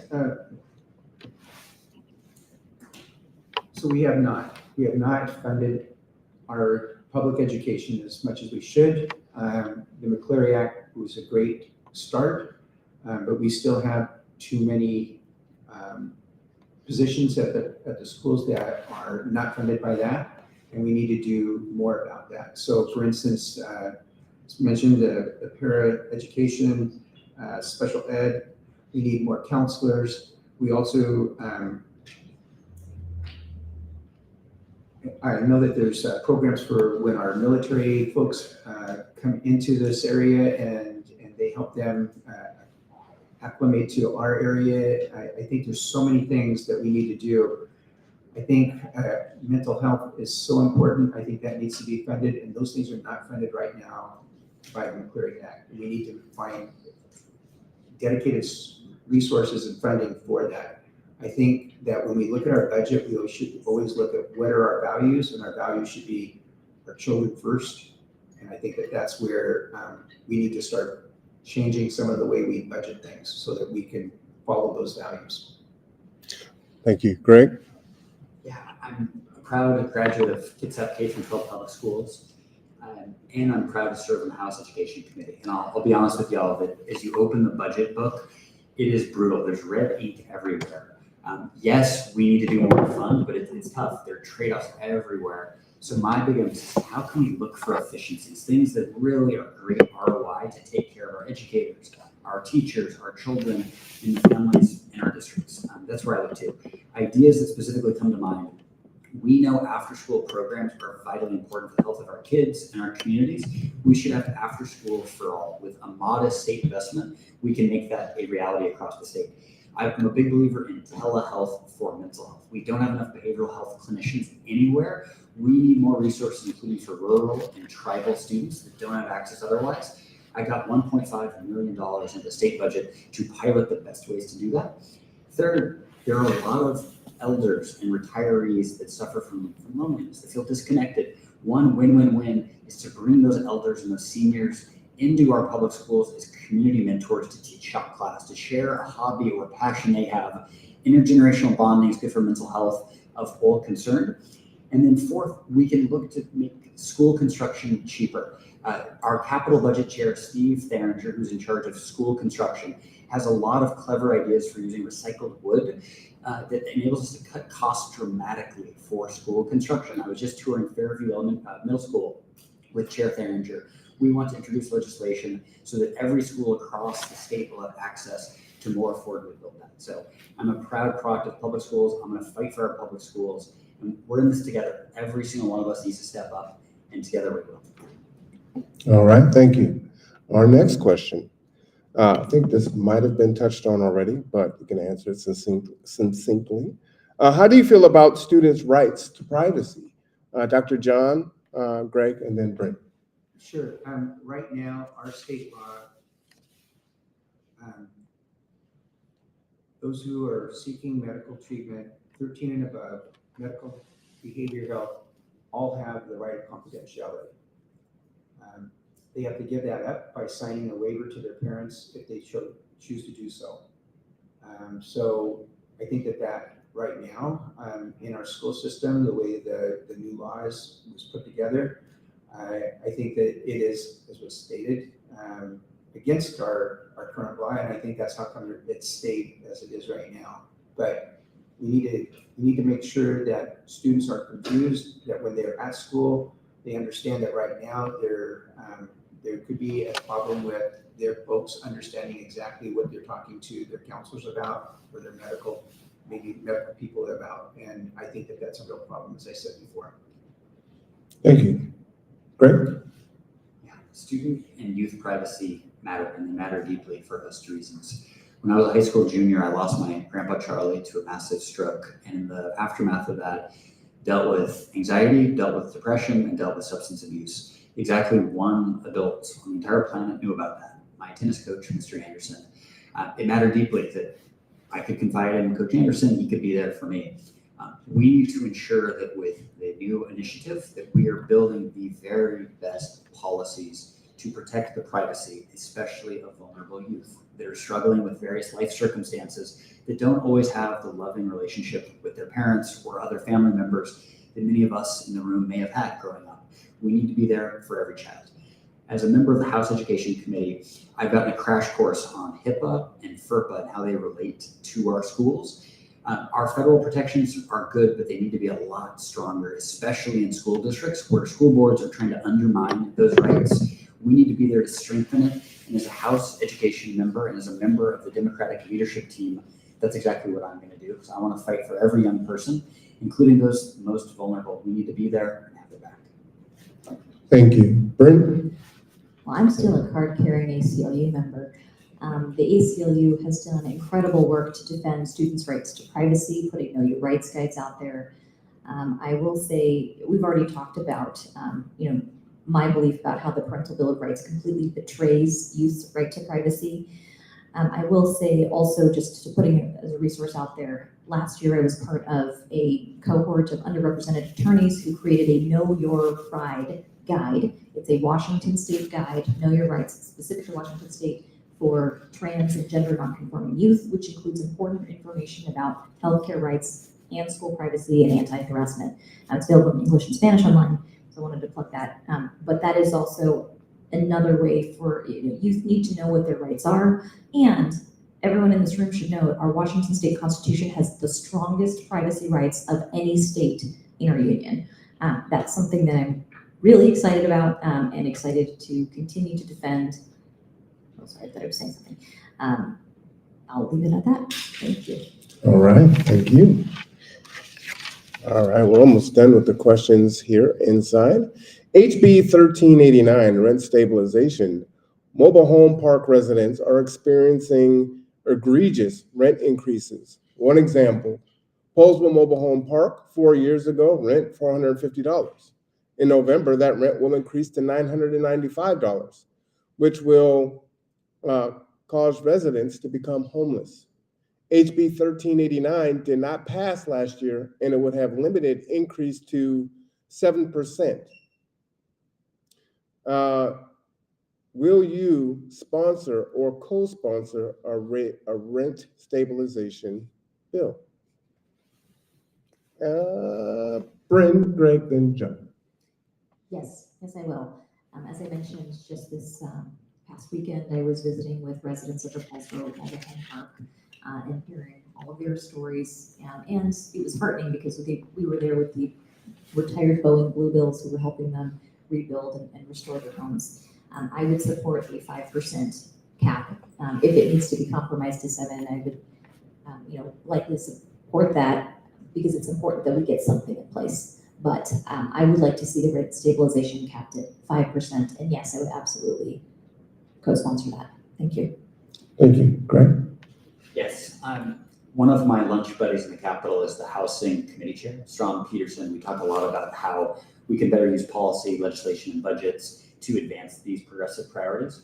I'm honored to have his support. We have a game plan of how we're going to tackle this moving forward. Yes, we've got to stabilize rent. 5%, I think, is the right sweet spot. We can't get complacent. That's not enough. That's just the first step. We also need to make it easier to build affordable housing, easier to put infill, easier to put ADUs, easier to advance transit-oriented development. That is just step one, and I'm going to take that step one. I've already whipped votes for it in the House. We got to keep going with it. I am motivated on this overwhelmingly by my friend Sebastian. Sebastian was an 8th grader who migrated from Ukraine with his mom, Tatiana. He was my best friend. He and I would swim together after school. Loved it. That was our happy place together. One day, he had to move away, had to leave Bainbridge Island where him and his mom were making their home because rent went up. And so I think about my buddy Sebastian, and I think about the dozens and dozens of folks who visited my office in Olympia to tell me their story about how even a couple $100 extra a month can be ruinous for a family that's already on the margin, already maxing out credit cards, already working 2 or 3 jobs. I hear those voices, I see those faces when we're actually discussing these policies, making these budget priorities. I'm going to fight for this. $127 million in the Housing Trust Fund. We're just getting started. Thank you. Dr. John? Yes, so I think we're talking about a very simple fix to something that's very complicated. And I think that there are examples where when you have rent stabilization set at too low a point, it actually will make it more difficult for builders to build. So I think you have to be very careful about how you approach this. I think targeted rental subsidies are the way to go on this. I think that there's a lot of ways that we can improve our housing options. And I think that as we increase our housing options, the more likely it is that we're going to have a more stabilized rent. Thank you. All right. How would you increase affordable access to childcare? This is also from the Kids at Black Student Union. Greg, we'll start with you and then go to Dr. John and then finish with Brynn. Yeah, so as I shared, I was the prime sponsor of Working Connections Childcare, a bill I'm really proud of. It's going to help a lot of working families that most need help. That is just the beginning. Oftentimes in legislation, we've got to begin building momentum. You need 50 votes to move anything forward. We got every legislator in Olympia to vote for this. We're building a coalition that includes Democrats, Republicans, super progressives, super conservatives, and independents to help move this forward. I'm a relationship builder. I want to keep the unanimous support that we do have while working with every partner we can. And that includes our United States Navy that has this as a critical issue. It includes our shipyard that has this as a critical issue. It includes all kinds of shift work, including fast food, as you mentioned earlier, Marlon. We've got to do more for these working families that do so much to build KidSat. We as legislators haven't had their back to the fullest extent. That's got to change. And so childcare is a big piece of that. As you mentioned in your earlier question, public transit is also a key part of this. And so I am honored to be Freshman Legislator of the Year by Children's Campaign Fund for the momentum and the relationships that we've already built. We're still in the first inning. Too many families are unable to find affordable childcare. Folks like my big sister, she's on year 4 of a sabbatical because it's more affordable for her to stay home with her 2 daughters than it is to go work. And that's true of thousands and thousands of families across KidSat. I'm going to keep fighting to advance that through partnership and through great teamwork both in Olympia and here in KidSat too. Thank you. Dr. John? Yes, definitely childcare is so vitally important to our economy. There's so many people who are limited by what they can do to improve themselves, their education, their jobs, because of a lack of childcare, because of a lack of affordable childcare. So we need to do all we can to help fund that. One way that might be able to do that is small businesses could get tax credit for when they give stipends to their employees who have childcare or have their children in early childhood education. So I think that would be one way in which it's a win-win for the small businesses, keep their employees with them, and also allow those employees to get have childcare that's reimbursed. Thank you. Brynn? This is not an abstract issue for me. I was that new mom with a brand new infant that had to make the decision. I thought I was going to have to. I couldn't get off of a waiting list for childcare. My son had just turned 4 months old and I was supposed to go back to work. And I didn't have childcare lined up. And I was going to have to make that decision that too many, typically women, have to make. At the 11th hour, I was able to get off of the list, but we should not be depending on luck. We need to make it easier to open licensed childcare centers. I've talked with individuals who really want to open them, but they don't have the technical assistance. We need to support people and invest in that technical assistance so individuals can open childcare centers in their homes. We need to support our childcare workforce, which is, there is so much turnover in that area because they are not well compensated. And I would support moving us toward universal childcare. This is something like universal healthcare. It's something that we need to be able to do to help all working families. And I would second what Dr. Gibbons said about supporting employers with a tax credit if they are helping with childcare. Thank you. All right. Our last question from the audience, and then we'll go online. As representatives to our state, how are you supporting the preservation of Indigenous and African American history, cultural heritage, as well as contribution of underserved and underrepresented communities of color? We will go Dr. John, Brynn, and finish with Greg. So the question is, how are we preserving? Mm-hmm. Okay. So, And how will you? first of all, we've already talked about book bans, and I am obviously very much opposed to any such thing. I think that it's got that African heritage needs to be part of our curriculum. I think that we need to have their story told in our schools so that everyone understands the importance that they've had in our history here in the United States. And I think that it's very important that their story is told also of the barriers that they've had to go through in our United States and how those barriers are still there present. And people do not understand this until somebody sits down and actually explains it to them. So that's my thoughts. All right, thank you. Brynn? Thank you. I've already talked a little bit about the importance of curriculum that reflects Black, Indigenous, and people of color communities, as well as making sure that those linguistic traditions are supported as those programs ramp up. I also want to take a moment to mention leaders in our community like Jewel Shepherd Sampson and supporting the Kitsap Black Student Union. You know, these are organizations, community-driven, community-based organizations that are committed to amplifying and elevating leadership of young Black leaders in our community. As legislators, we can regulate, we can give money, but also we can use the power of our platform to amplify the existing leadership that's going on. That's what I was talking about with going to school board meetings. Similarly, there have been divisive things going on in North Kitsap. The Suquamish tribe having their cultural traditions not included as part of the cultural heritage of our schools. You know, we need to use our platform to bring these issues to light and to show support for the tribe. So part of it is not just what are we going to legislate on. I think all of us here very much support inclusive curriculum.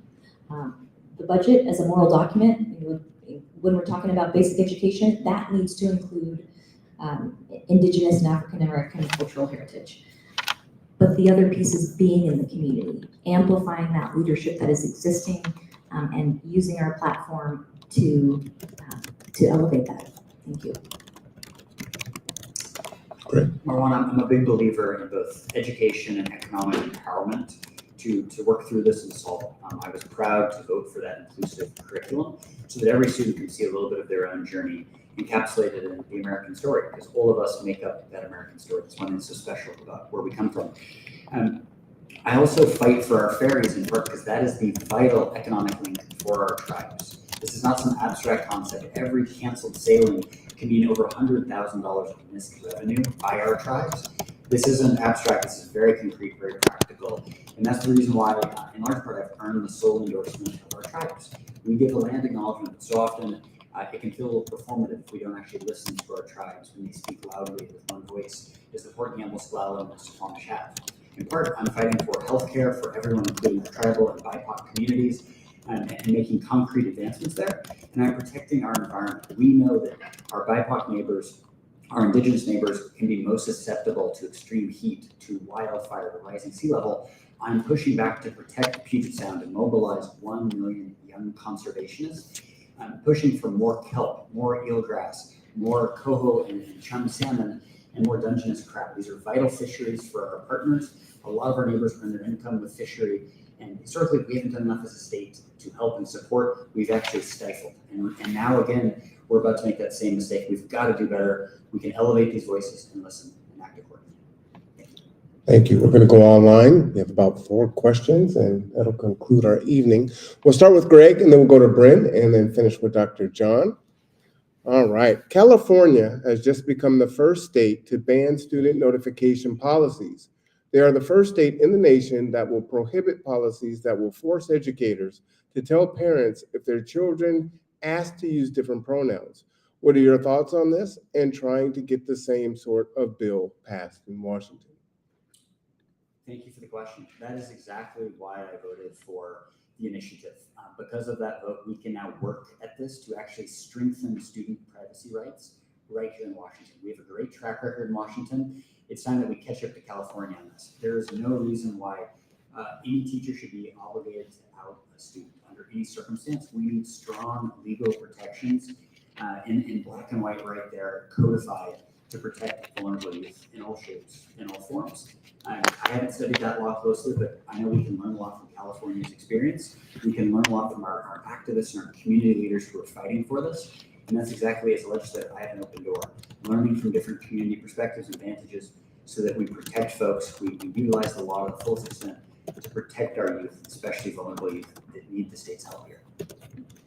Thank you. Brynn? And that is exactly why I would have voted against the parental rights bill, because I believe that it harms students. I agree with what California did, and I absolutely think we need to do something similar in Washington State. Thank you. Dr. John. Yeah, this is very simple. Again, students shouldn't have to put in a spot where, as they are trying to identify what their gender is and who they are, that they should be in a situation where they should be, again, outed by their teachers to their parents. I think that that is extremely harmful, and I would definitely support a law here that is similar to the one in California. All right, thank you for that. Next question, we'll start with you, Dr. John. Yes. We'll go to Brynn, then Greg. What kind of funding will you bring to Kitsap County for housing? For housing. Well, first of all, they were talking about the housing trust fund. I think that we, when I say these things, it's not like I know individually I'm going to take money out of my bank and put it in there, but I do mean that there's going to be times where we can add to the budget more money to the housing trust fund, and I think that that's really important because there's more options here for housing. So that would be one thing I would do for sure. I think the other thing to do is look at, again, how to create more affordable land to build on. And so right now, when I was talking about lot splitting in cities, that is a bill that is being considered probably in the next legislative session, and something that I would support. It allows cities then to be able to split lots where they have the utilities available, and I think that that would also help create more affordable housing. So those are two ideas. Thank you. Brynn? Thank you. As General Counsel at Peninsula Community Health Services, I have done a lot of advocacy to bring resources to our district to help fund the building of permanent supportive housing. I was also on the board of Kitsap Community Resources, who used state funding to build out Mills Crossing building. I know just how transformative these local investments can be because, again, it's not our government who's building the lower end of our housing continuum. It is social service agencies. I was there at the ribbon cutting for the Bremerton Housing Authority's brand new project that will help youth aging out of foster care have a place to stay. I've been advocating for these funds, and I will be absolutely privileged to help bring them to our district from Olympia. And in addition to the Housing Trust Fund, also want to mention how impactful the Apple Health and Homes Fund is as well. So we need to make sure that we have robust local funding through all of those different channels. Thank you. All right, these last few here are, oh, I'm sorry, Greg, I apologize. You were golden. Before I was a legislator, I had the honor of serving with our Kitsap commissioners as a citizen budgetary advisor. And one of the big focus areas there was to build out our workforce housing here in Kitsap. And I'm proud of the investments that we're making are now blooming.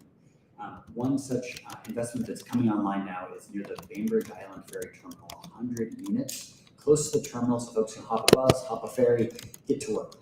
We need more first responders, more teachers, more public servants, more folks just working the jobs they want to work in our communities. And that's exactly what I've been fighting for even before I was a legislator. As a legislator, I helped greenlight that $127 million housing trust fund investment, over $3 million for Mills Crossing. And it's time for Mills Crossing 2.0. It's time for Pendleton Place 2.0. It's time for us to think outside the box to make big investments as we go. An example is a lot of our neighbors are already in a home. They have a low income, they're not able to afford to winterize their home. They may have a leak in their roof, they may not have air conditioning. We know that extreme weather events impact our lower income neighbors disproportionately, our neighbors of color disproportionately. That's unfair. With an equity lens, we can actually target more investments to folks that may already have a place to call home that's no longer well equipped for the changing environment around us. As I mentioned, I'm also want to greenlight more transit-oriented development and more bus investments, more ferry investments, so folks can get to work, earn the best wage they can, take care of their family. It's all really connected, and as a member of the House Transportation Committee and the House Democratic Leadership Team, those are the investments that I'm working to greenlight. Thank you, I appreciate that. All right, so there's a few things in here in the chat, and there are more statements. but they're accusatory. So I want to give you an opportunity to answer these questions. Let me get to them here. This one, he did not sponsor the $4.5 million for Suquamish Tribe's Healthcare Center. Would you like to respond to that? Sure. Yeah, so I'm really, really honored with my partnership with the tribe, which began in 1995. And I'm really honored about the great work that we do with a wonderful tribal council, wonderful community leaders, and a great chairman there. We worked hand in glove, hand in hand, day after day after day after day. We were told no dozens of times by our capital budget chair who said that we didn't have the funding. And I was up past 2 a.m. probably 5 or 6 times with Suquamish leaders to get that over the finish line. I'm really proud and honored that we got that done. I want to give a huge hat tip to Senator Hansen, who was up on a lot of those late nights making it happen. This is a team sport. No one does it alone. I don't mean to imply that I did it. You need 50 votes to get anything done. I happen to be pretty strong at bringing people together and getting those 50 votes for our key priorities here to get happen. Thank you. There's another one here. I hate being in this position. I wish Marwan Cameron would ask how he sponsored that, because that is not my memory considering the work I did on it. Do you feel like you? Who said that question? Yeah. That is from Tara Simmons. Oh, yeah. Tara Simmons, you want to read the question again? Yeah. Oh, okay. It is, I hate being in this position. I wish Marwan Cameron would ask how he sponsored that, because that is not my memory considering the work I did on it. Sure. Yeah, this is a team sport. We got to 50 votes together, and I'm really honored for the work that we did. All right. Now everything else is go Brynn or things of that nature. Go Greg. So I'll ask one further question, then we'll close out the night. One, I want to thank all three of you for being here, giving of your time, going over, asking some very challenging questions, and probably a little bit unorthodox format. I do not like doing things cookie cutter. So thank you very much. Thank you, audience, for your thoughtful questions and still being here. So very important for democracy. The last question. AI, outsourcing, immigration, obsolescence, etc., have led to loss of good paying jobs and careers. We have seen that the unemployment levels, however they are in the country, are more impacted or negatively impacted by the Black community. It is ironic that Black slaves built this country, but we don't typically see them represented in construction, IT, technology, contracts. What will you do to address this? Dr. Gibb? Sure. Gibbons? Right now, we have such workforce shortages. It seems like what we need to do is we have such a great opportunity to break down those barriers that typically have left our BIPOC community behind. I think that if we do things right, we can make sure that everyone has a foundation to be able to rise to the same place to get the jobs that they want, including technology jobs, etc.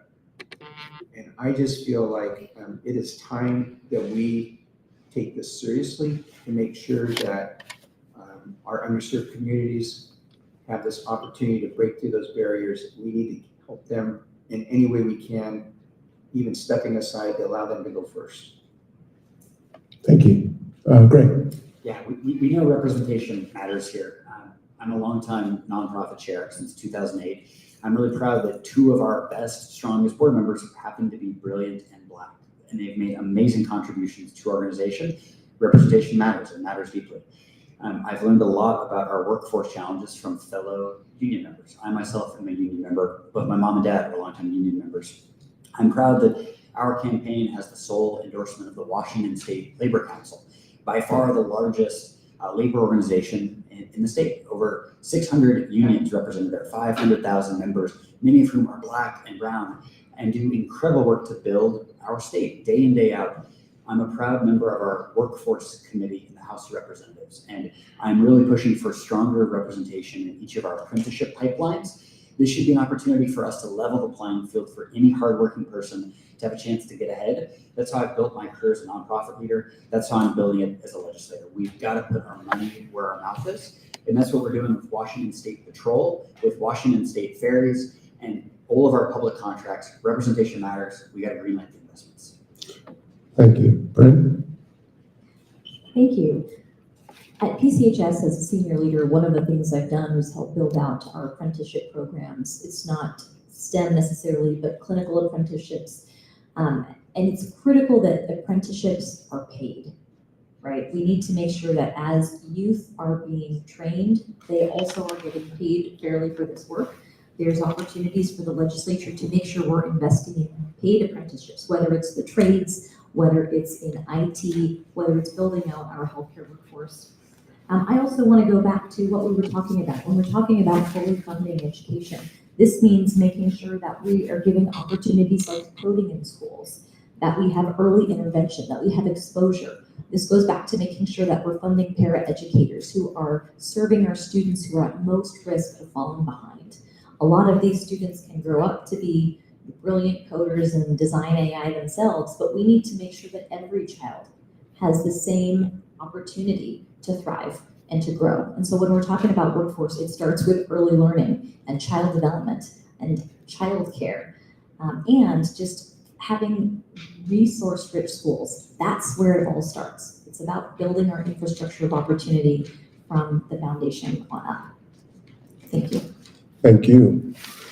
Again, I want to thank our participants tonight, Brynn Felix, Dr. John Gibbons, and the incumbent Greg Nance, running for the 23rd LD State Representative Position 2. I just want to leave you and the audience with a couple of thoughts. For those of you that know me, you know I wear a lot of hats, whether it's advocating for the unhoused, housing prices, transportation, the Black community, and Black males. So I'm sure I've disappointed everybody and not loading this whole thing with questions that serve those in particular purposes. That said, Black people don't all think the same way, as none of us in here do. I encourage you to speak to those whose voices aren't elevated, those who aren't on the approved list of leaders. Get past the gatekeepers that exist in our communities. You know who they are, you know what they've said to you behind closed doors. And reach out to those that don't get to speak out, don't get to share their pain, their concerns, their needs, because they matter. They may not be a leader of an organization or a big donor or prevalent in the community, but they matter. I'd almost say they matter more than those of us that profess to know what's best for the community and try to do something about it. But I do thank you. I appreciate you. Thank you for your time. I wish all three of you the best of luck. I look forward to getting to know you all better. In full transparency, Dr. John, I've never met you before tonight. Brynn, we have been in spaces together, but I think this is probably the most we spoke was right before. And Greg, I ran for city council last year and you wore my t-shirt. So I think that's fair to be clear in the relationships that you have with each other and to be as transparent as possible. Okay, that's it for my soapbox. Everyone, please, as always, especially for you online, I am Marwan Cameron. This is the Conduit. Take care of yourself. Take care of each other.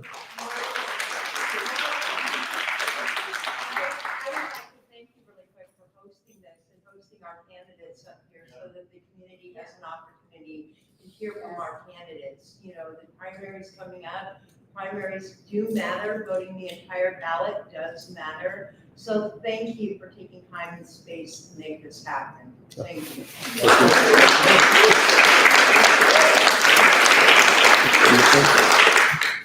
right, thank you, everyone.